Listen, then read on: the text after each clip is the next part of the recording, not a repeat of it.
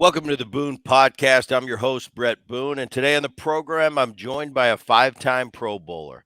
4 times he was an All-Pro, Rookie of the Year in 1973, and he's a member of the Minnesota Vikings Ring of Honor. Ladies and gentlemen, Chuck Foreman. Chuck, thanks for coming on the program. I'm good. How are you? I'm good. I love when we get I get a break from the typical baseball player.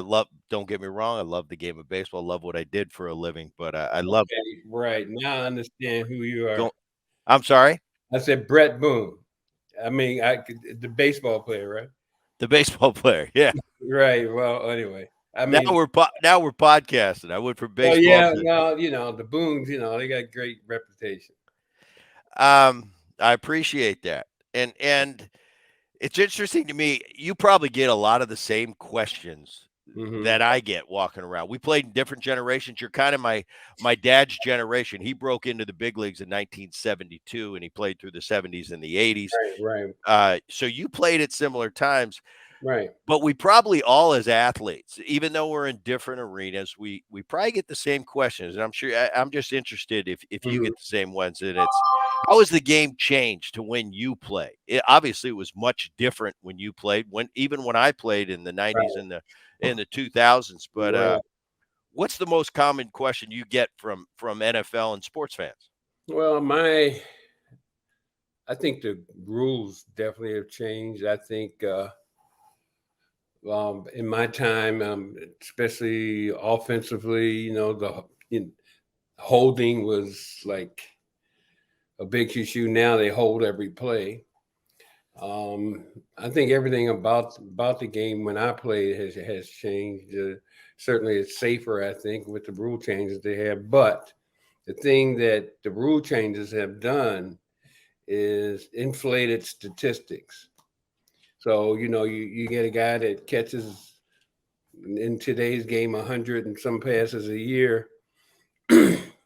And then, not saying he's not a great player, but he leapfrogs the other great players because he had that many catches, but not taken into consideration in my era, cornerbacks could jump on you. And when they shut you down because they could be more physical. You may not even get off the line of scrimmage if you didn't have the skill set to get away from that line of scrimmage. So even though a guy might have 109 catches a game, I'm just saying it's a season or something like that. But in my time, if you had 57 catches in a season, you were big time. So I think the statistics in today's game kind of like, I think it's over exaggerated because that doesn't make the player. Yeah, and you're right because of how it's changed from a physical level in your game. Right. That's why I think it's when we're at the end of the day when we're comparing it's really tough to compare generations to generation. I had a grandfather that played, and grandpas are grandpas. That's what they are. That's why they're great. But he always used to talk about his generation and mine, and I would say, Gramps, they're really not comparable. It's different. It's different now. Right. I would assume one day when I'm a grandpa, my grandkids are going to be going, Grandpa, it's different now than when you played. I'd say you're right. Right.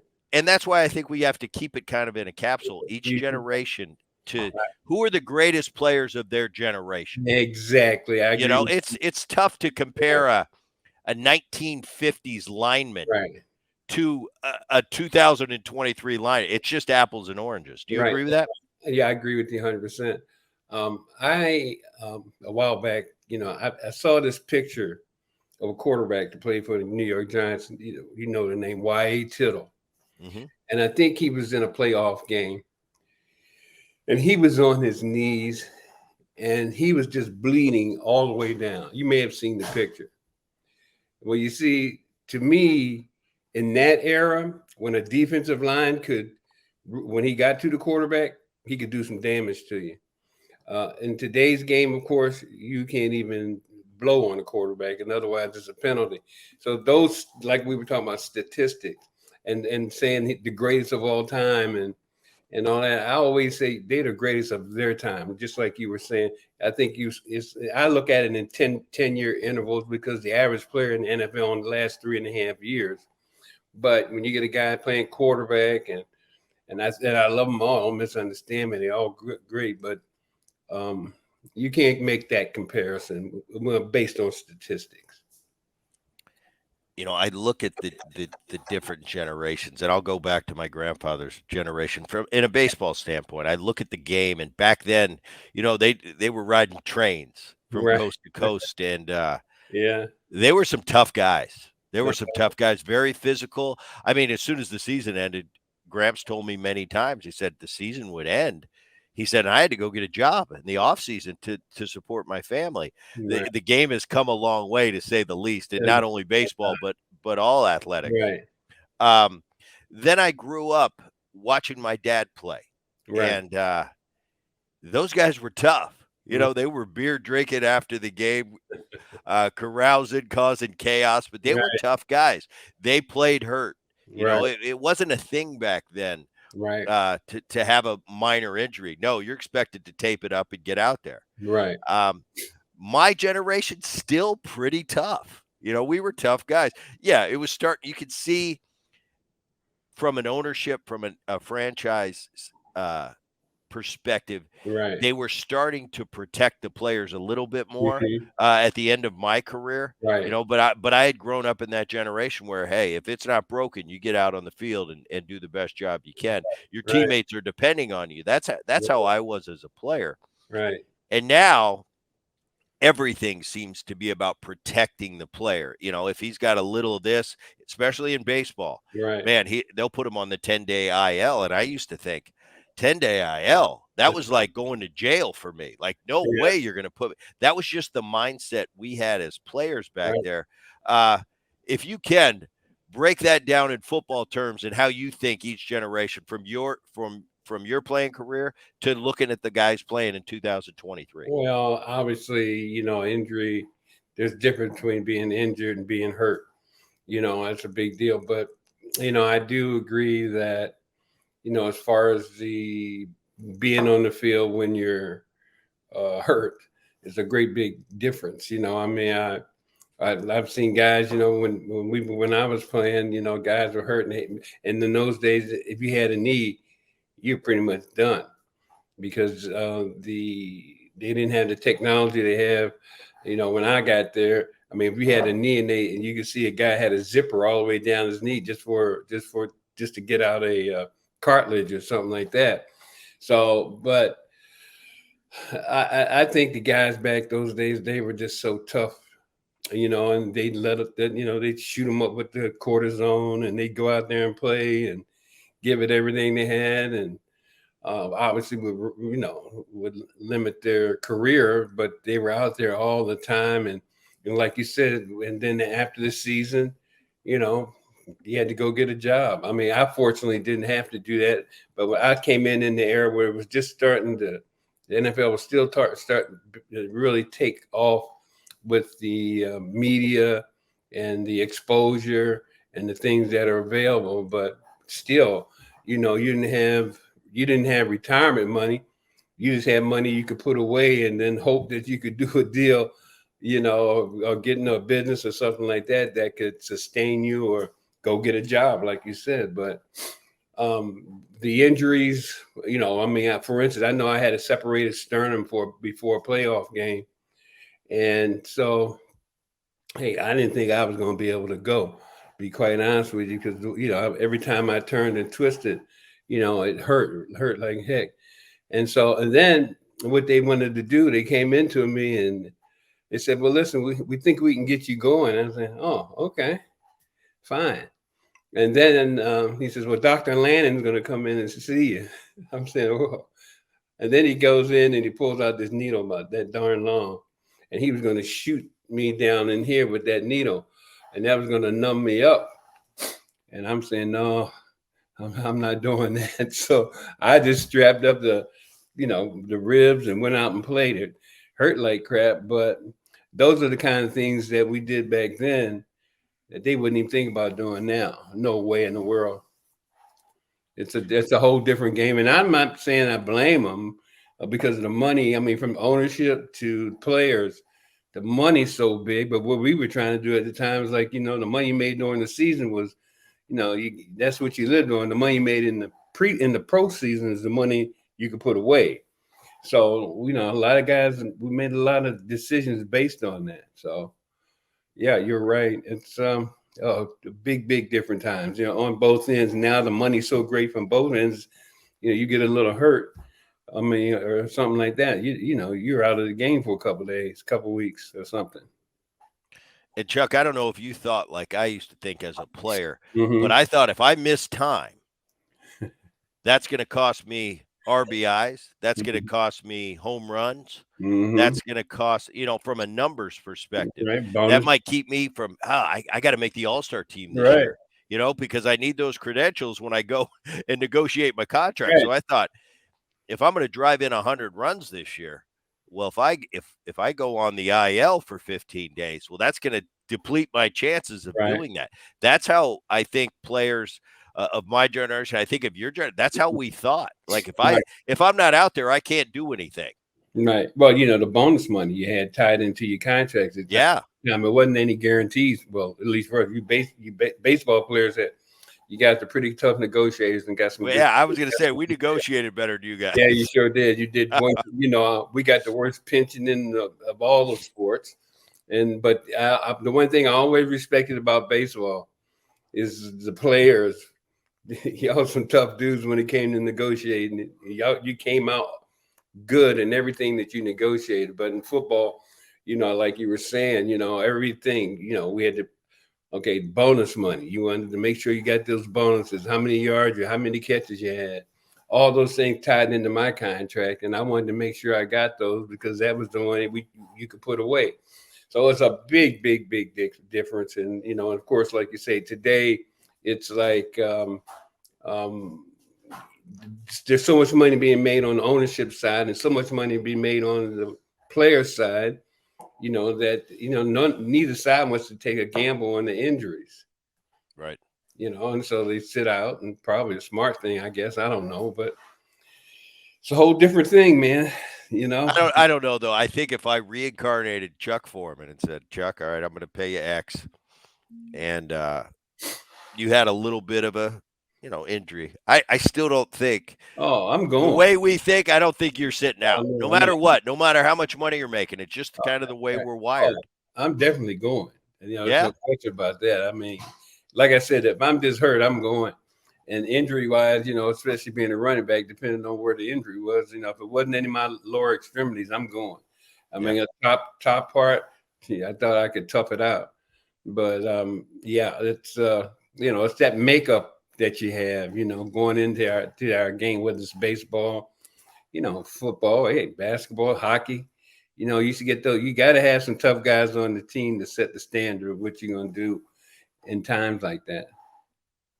We recently had on the Boone podcast, we had Bret Favre, and he talked about the physicality from just the beginning of his career to the end and what it is today. He said, early he could get beat up as a quarterback, and by the end, you could barely touch him. We had a guy that played in your generation. It was Doug Plank, the safety for the Chicago Bears. I played against Doug. And Doug talked about it. He said, Booney, I love it. He said, man, I could beat those guys up coming downfield before the ball was even in the air. You can't do that now. That's what and I was saying. Right. He talked about the physicality of it. And he was just out there for blood. And that's what he said. He said, I'm out there to run my helmet through your sternum. And I asked him, I said, do you ever feel bad when you injured somebody? He said, yeah, for a minute. He said, but that was my job. That's how I was brought up. Well, Doug Plank certainly was one of those physical players, no question about it, in our time. And he certainly had that reputation. Very aggressive. And for me, that was a good thing because I can make him miss. But, that's right. But he was really, really aggressive. And he came out of Ohio State too, I think, didn't he? Mm-hmm. And so, but yeah, he had a reputation. Boy, he came to play every down. So, yeah, he was right. He could beat you up all the way downfield. A wide receiver, they had to be able to get off the line, even for them to be effective. And if you couldn't do that, those guys get up there and bump and run you. They don't even hardly bump and run anymore. They are, none of that, because it's not allowed. But those guys used to bump you all, like you said, all the way downfield until the ball was released. And you try to get away from a guy like that with some talent, knows how to do that. Not an easy thing. I want to talk about the stadiums a little bit. Right. Stadiums as a kid, I remember I grew up in Veterans Stadium. Right. And in the winters, it was pretty cool because Dad would take me to the ballpark. He'd have his workout program, and then I'd pop out of the dugout, and the Eagles are out there practicing. So I'm hanging out watching Jaworski and Wilbert Montgomery and Harold Carmichael. I remember those days. Yeah. It was a different era back then. It was normal for the baseball team to share the team with the football team. Right. The cookie cutter stadiums, the turf. Who, as a young player, and here's a story for you, Chuck. I came up. I played for the Seattle Mariners when I first got to the big leagues. It was in the Kingdom, and he had that turf. Right. And then I went to Cincinnati, and we had that turf. And as a young man, that turf was a lot of fun to play on. It was bouncy, and it was a fast game. It was a step and a dive for me defensively, and I loved playing on the turf. It was a fast game offensively, and I had a teammate in Cincinnati. His name was Barry Larkin, and he came up to me and he said, "Booney," he said, "You like this turf?" I said, "Barry, I love this turf." And I'm 23, 24 years old. He goes, "One day you're not going to love this turf." And he was right. I mean, years later, I'm going, wow. Give me on some natural grass. Talk about the stadiums in the NFL. I know you went to college in Miami. All of a sudden, you're in Minnesota. The polar opposites. Talk about the stadiums of the 70s and the 80s. Obviously, when it got cold, and most of the stadiums were grass. But in the winter, especially playoff time, every field was frozen. Now, there were, like, Green Bay had some, I think they had their field was way before its time, because I think they had water running on it. It kept somehow it kept the ground kind of, soft, or softer than now, but most of it was, just falling on concrete. And for us to throw out the field, they had those flamethrowers at the time. If you turn on TV, you can see they had those flamethrowers trying to thaw out the field. And that's the way they used to do it back then. But I think the stadiums at the time were more fan friendly. And like you said, we shared the stadiums. We shared ours with the Minnesota Twins. And of course, like you said, we'd come in when the baseball season was over, or when it was going on, we would be in there and switching, they come off the field, we go right on. But now we've got these great, beautiful stadiums here. It's unbelievable. And the turf, like you said, was like you had concrete underneath, then you had a pad, and then you had the turf. So it was just like I said, falling on concrete, for the most part. It felt good when you were running on it, but it did some damage. Yeah, and I, from a baseball perspective, from a young man, it was just a quicker game. And you mentioned it felt good to run on it. It felt like you were almost faster when you were running on it. Yeah, I think. But I couldn't imagine the wear and tear it took on me just from cutting and jiving for so many years. The NFL would be at a different level, because you're cutting and jiving and then getting driven into the concrete by a linebacker. So a little bit different. Nobody's tackling me. Right. And then back in those days when it first came out, they start putting first one was, I think it was the Houston Astrodome. Remember that? Yeah. It was like the state-of-the-art stadium, indoors and stuff like that. And then when you got in there and play on it, it was like, wow, this is like like I said, falling on concrete. It wasn't a fun thing to do. And then if you fell on it and you were sliding on it, it would rip your skin right off. This new turf that they had at the beginning, it was horrible. I still got on my hand here. You can still see where that skin came off on my hands with that turf. So I wasn't a big fan of it. I'd rather be outside. As a running back, and you mentioned a little bit earlier with Doug Plank, right? Did you look for contact, or you look to avoid contact? You look, like you said, look to make a miss. No. It's like I had a motto. My coach at Miami, a guy by the name of Whitey Campbell, told me one thing, because I went to Miami as a defensive tackle tight end. And then, of course, but anyway, they switched me up after 40s and things like that. But Whitey Campbell, he told me, he says, look, Chuck, they can't hit what they can't touch. That was the motto I ran by. So I wasn't giving you a good shot. So as far as the physical part of it, to end the run, I'd get physical with you, but I wasn't looking to run over you. I was just going to run over you when the run was pretty much over. I was going to deliver that blow instead of having it delivered to me. You talk about you played on the defensive side of the ball in college, right. And that's an interesting thing for me. I came out of the draft, and I was a shortstop. I went to USC, mm-hmm. And I remember going to my first pro little mini camp before they decide where they're going to put me in the minor leagues. Right. And we have our talk, all the new draftees, right. And we're sitting on the bench in front of the field. Mm-hmm. And the gentleman who I forget who it was, and he's kind of, all right, what we're going to do here the next 4 or 5 days, we're just going to work you out, and then you're going to be dispersed to whatever team we deem fit. And he says to me, all right, now take your positions. So I'm a shortstop in college. Right. I know, Chuck, I can play short, but at the big league level, I know I'm a second baseman. Right. So I start running out to my shortstop position, and I hear a voice from behind me. He said, Boone, go to second. And I said, right. And I was there till the day I retired at second base. I was comfortable there. You came out of the draft with the Minnesota Vikings. Right. Did you have choices?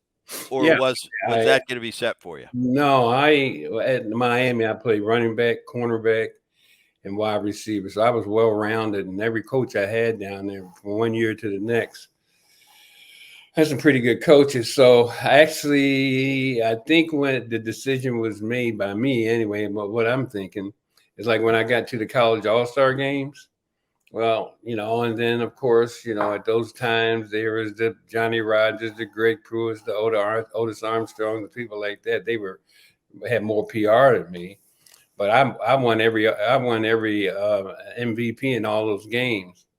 And then when I got on the field and I saw these guys play, and I'm not talking about the guys I just mentioned right offhand, but I'm just saying, yeah, I can play with these dudes.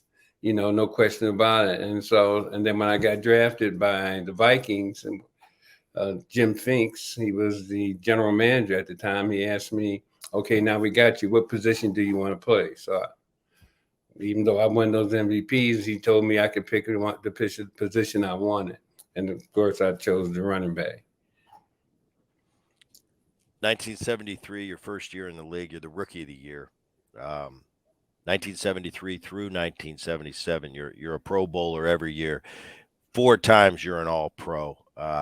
75, you lead the league in receptions, and I think you were known as one of the greatest receiving running backs of all time. Go ahead. Oh, okay, I'm about to tell you. Okay. I that's what they say. Now I won two MVPs in 75 and 76. I don't know if you get that in your thing, but and the reason because I was a runner receiver, we call it, but in my time when they evaluated me, playing fullback position, they only evaluate you by the yards from scrimmage. So all the other stuff that I did outside of that, that's like they threw that in the garbage can. So yes, you're right about me being, one of the first to do it the way I did it. But before me, there was a guy named Lenny Moore. There was a guy named Tom Matt. Heck, Jim Kitt could do it at the Miami Dolphins, but never got any credit for that. And what we call the purple offense, they called it the West Coast offense with San Francisco. And, they got all the credit for our offense. So yeah, it was a way before its time. And when Bud and Jerry Burns put that offense in, they told me, Bud told me, he says, you're gonna be one of the best, but you'll never get credit for it. He was right. Wow. Yeah. But thanks for bringing it up because we're hearing about it today, like the traditional running back. They're trying. I always think they're going to be needed, but they're kind of making them like obsolete or that they're not that important. And now the runner receiver is the guy that they're looking for. Well, we were doing that long ago. Celebrations today in sports. Mm-hmm. You seem to be a guy that scored a touchdown and hand the football to the referee. I kind of was. I had a little more flair, but I kind of when something happened, we win a game, walk off. I tried to my emotions. I didn't want to let anybody see me excited. Believe me, Chuck. Sometimes fireworks are going off inside me. Yeah. And when I get into the dugout and we get behind where the cameras are gone, that's going to come out, and I'm going to celebrate with my teammates. Right. But I always felt weird pumping my fists or running around the bases, I always wanted to. I thought to myself, never show emotion, never smile, never get excited, never laugh. Mm-hmm. That's for your teammates, and that's for nobody else to see.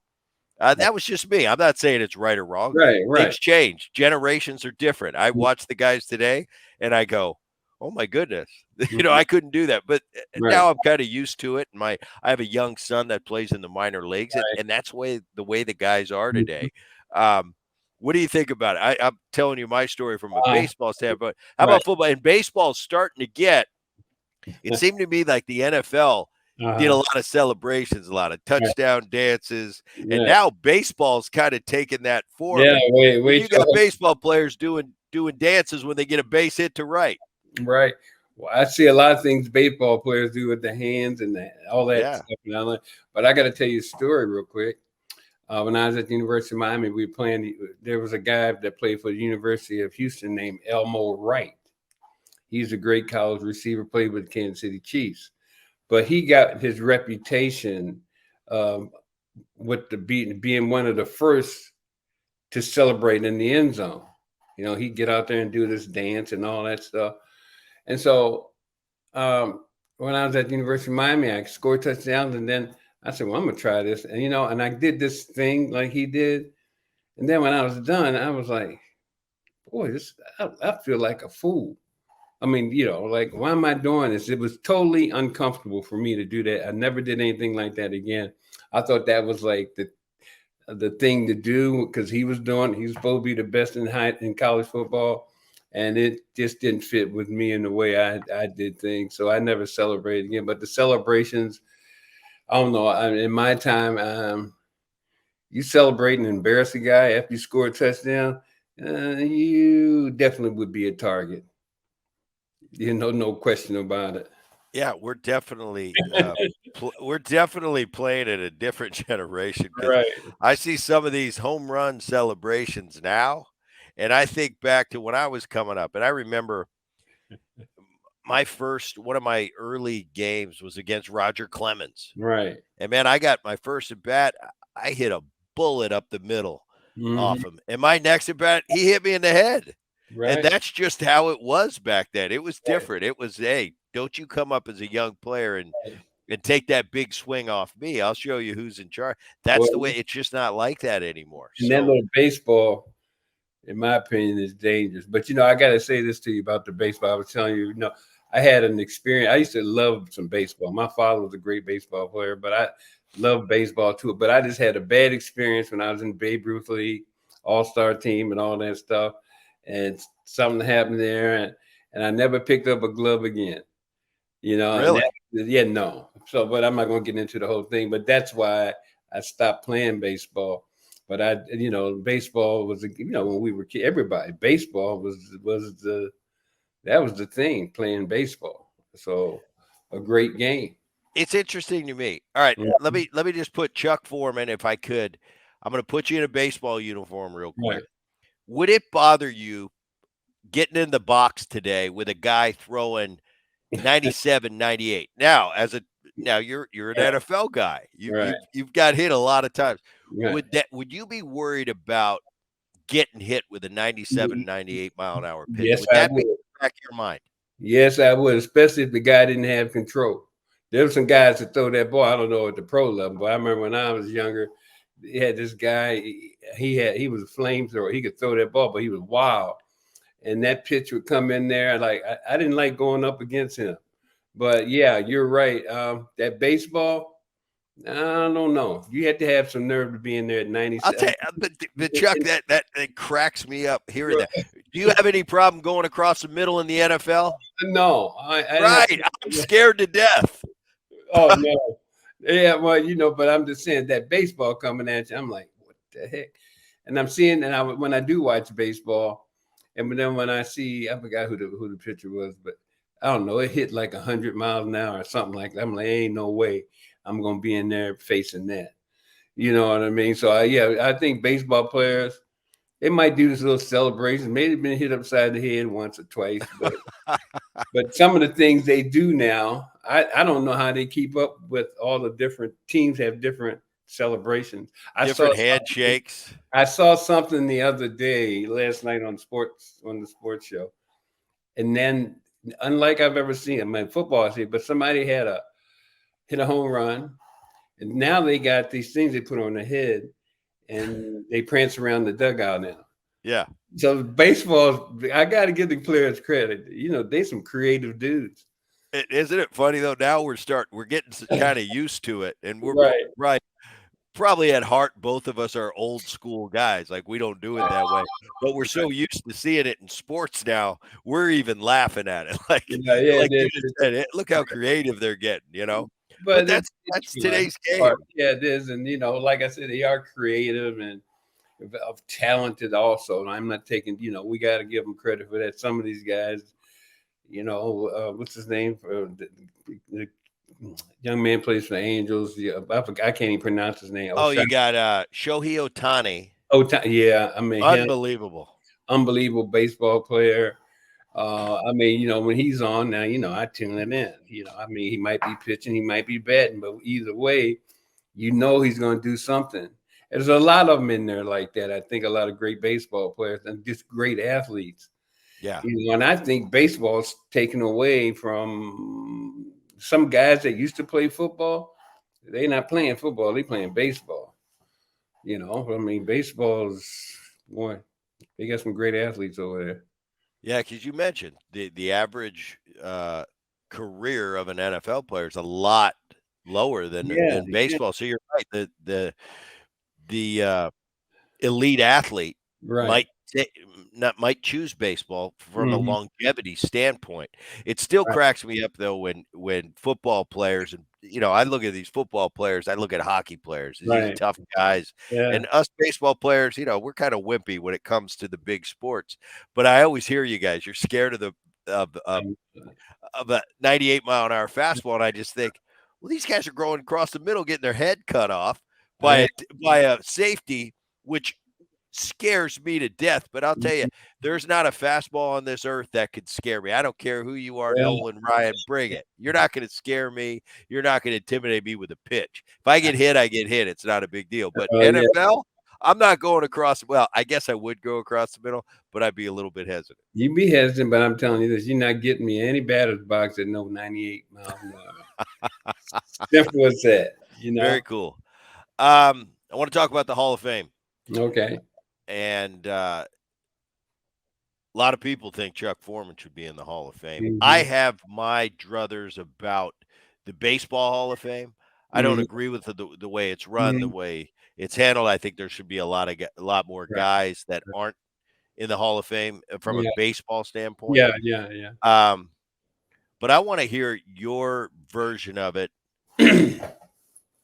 When it comes to the NFL, they do it a little bit differently than baseball. Baseball sends out a ballot. There's people that they vote. They send the ballot in. Football is, I think, a smaller unit, and they debate it more. But your thoughts, the current system, how it could be better, and your candidacy. Because I do think at this stage there's a lot of kind of an undercurrent of maybe we should consider a little bit more Chuck Foreman to the NFL Hall of Fame. Well, I don't know how they. I don't know about. I hear about the selection process. I don't know much about the selection process. I think every guy that's in there, should be there, no question about it. But my thing is that there are people that played. Well, like I said, I played fullback, but there are people in there. How can I put it? All right, you take my receiving part of my game alone. I got more receptions than some of the guys in there in the receiving part of it. And one guy only has like 1,000 more yards than me from this receiving aspect of his game. But when you combine my game and the time I played, in my opinion, nobody did it the way we did it here in Minnesota. And so I don't know how they select. I hear stories about how they select. At first, I heard the longevity thing, and now we're saying the longevity of a running back is 3.5 years, maybe. They're saying after 5 years, you start to go down. Well, okay, that's all fine and dandy too, but I have no clue whatsoever in how that works. You vote for my guy this time, and I'll vote for your guy next time. I think that's pretty much how it works for the NFL. But it doesn't go, a day doesn't go by, Bret, that people automatically assume that I'm in there. And when I tell them no, I'm not. I had a guy introduce me last night at a function downtown Minneapolis, and he said, "Hey, Hall of Famer Chuck Foreman." I'm like, "Hey man, I'm not in the Hall of Fame." So but I get that every day. So I don't know what they do and how they do it, but I'm going to tell you this too, though, Bret. I'm not sitting here losing sleep. I got a great life, and so I'm really happy with my accomplishments in the game, especially at my time and the way we changed the game during our era. And so that's something that's documented, and like you brought it up, and it's and I appreciate that, because people, when they talk about, I'm telling you, they talking about the multi-purpose back, and I'm like, all right, I thought they were going to mention my name, but heck, they ain't even mentioned my name. I'm the guy that set the standard. So there you go. Played in 3 Super Bowls in your Right. career. And this is brought up in all sports: World Series, NBA championships, Super Bowl, obviously the big game in the NFL. How hard it is to win a Super Bowl, and people have no idea how hard it is to win a World Series. I've got buddies and great players that not only they can get to a World Series, let alone win one. Right. I've got some buddies that have won 4. Right. And I could say, I tell them every time I see them, consider yourself very lucky. Right. I had Andre Reed on the program, obviously the great Buffalo Bill. Right. Played in 4 straight Super Bowls, lost all 4. And I asked him about that. I said, I played in 1 World Series, 1999. We got swept by the Yankees. I wouldn't trade it for anything. It was an unbelievable place, experience. I was sitting in Yankee Stadium, and I could close my eyes, and I knew I was somewhere special. Game 4, World Series, old Yankee Stadium. There's something special about it. You got to play in 3. I asked Andre about it. I asked Thurman Thomas about it. They gave me a similar answer. Would you trade it? You lost 3, but you went to 3, and that's pretty awesome in itself. Right. Well, as a player, I'm sure the guys from Buffalo feel the same way. You go to one. I mean, I thought when we played the Miami Dolphins, I thought they were, being in Miami, watching them play, I thought they were a better team, no question about it. We lost to them. But the other 2, Pittsburgh and Oakland, I never thought they were a better team than we were. I never really thought that, regardless. But we lost them, and then the third one I lost, that to me was the most difficult one to accept, because I didn't think that we could lose 3 in a row. And then, of course, Buffalo comes around and loses 4 in a row. So they kind Right. of took our spot. But when you lose the Super Bowl, it's like you were never at the Super Bowl because you were just like one of the other teams.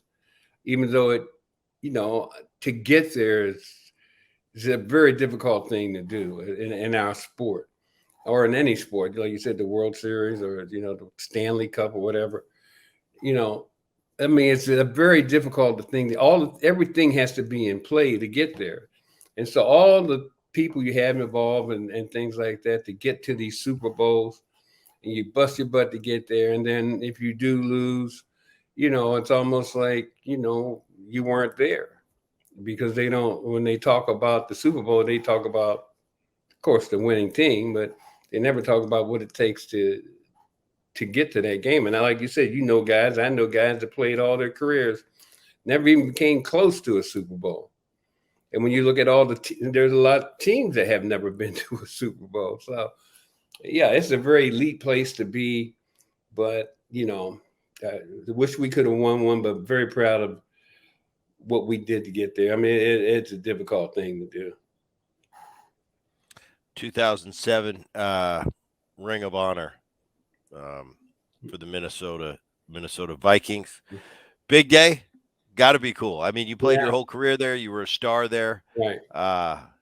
And that was years ago for you now. Right. But when you initially, when you think, Chuck Foreman, what you did, you look at your resume. Yeah, of course I'm going to be in the Ring of Honor one day. But when you finally get the call, go in front of the city you played in front of, how was that for you? That was a great, great big honor, considering the franchise and everything about it and the great players we've had up here. And to be finally brought into the Ring of Honor was my greatest achievement as far as pro football goes, and all the guys that I played with, and even guys before, excuse me, before me. So yeah, that was a big day. My mother was there, my family was there, my brothers, my kids. It was a big, big day for me, and one that I really cherish. And like we got a new stadium, and then when you go into the stadium, and then you see your name up around there, it's a real special feeling. So it's a good place, great place to be. And I'm always going to be there with my Vikings, and we're hoping that they can get to another Super Bowl, maybe win one. But yeah, the Ring of Honor, yeah, that's the place that I most want to be. Well, Chuck Foreman, I appreciate you coming on the podcast. This was a lot of fun catching up. Voted one of the 50 greatest Vikings of all time. Mm-hmm. Ring of Honor for the Minnesota Vikings. And hopefully soon, one day, he's going to get into the NFL Hall of Fame. Definitely one of the best to ever do it. And I appreciate you coming on the Boone Podcast. It was a lot of fun. For those of you out there listening to the Boone Podcast, thanks for listening, and we will see you next time.